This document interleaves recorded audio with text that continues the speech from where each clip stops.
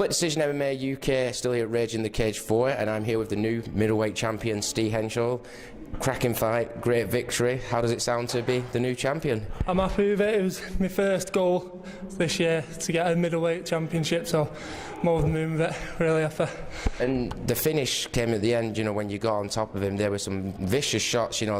I didn't think they were as bad as they were from until he took his time getting up. Was that the plan, to get him down and use your ground and pound? Yeah, well, I only found out last week he's like 6'7", so a few things had to change. I'm normally the one with the range in the gym. I keep him away with a jab, so I tried to stand with him and he caught me a few times with a jab, so I took it to the ground where I know I'm comfortable.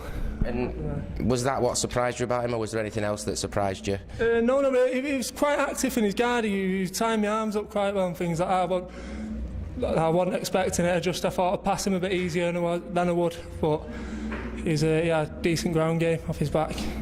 How, like you said, when someone ties you up for and you're not expecting it, how did you react to that in your mind? I just tried to stay composed and not rush into throwing any shots, and I could hear his corner saying just hold him, but I think that was something to try and get me to rush to throw the shots so we could look for his triangles and things like that. So I just took my time, just wait for the opening.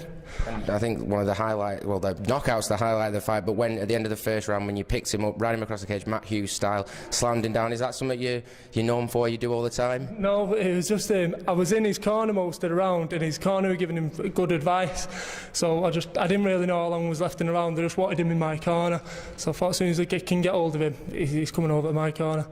And your corner's full of the guys from FCPC, and in particular Martin Stapleton, all that knowledge there. What's it like, having them talking to you during the fight and guiding you through it? Of course, you know that you can listen to what they say and do as they say, and you won't be making any mistakes, so I can just sort of leave it to them to look for the openings, and I'll do what they tell me to. So that's why I want it in my corner. Is it ever hard to hear them when you're in there? Because I always imagine the crowd's there, but I bet everyone says you can switch it off when you're in there. No, to be honest, I can hear my corner over the crowd every time, so that's what I'm listening out for. So. And one thing, that's 2 titles for you now in a row, you and John O. And I asked him before, Mr. Martin Stapleton's got on a really good cap there. He's got a beard. Is he like the epitomisation of cool?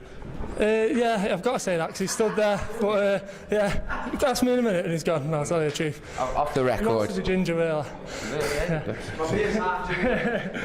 Hey, a ginger Martin Stapleton. That's something for people to see. You never know what's going to happen. But I don't want to keep you too long from celebrating a great victory. Is there anyone you want to give a shout out to or thank? Martin and my other coaches, Derek, Oggy, and all my teammates. Everyone really push each other at the gym, sparring, things like that. It's a good team to be here.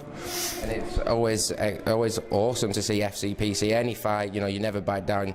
Great gym. Great to see you get the title, and hopefully I'll see you again soon. Thank you. Thanks for your time. Cheers. Thank you.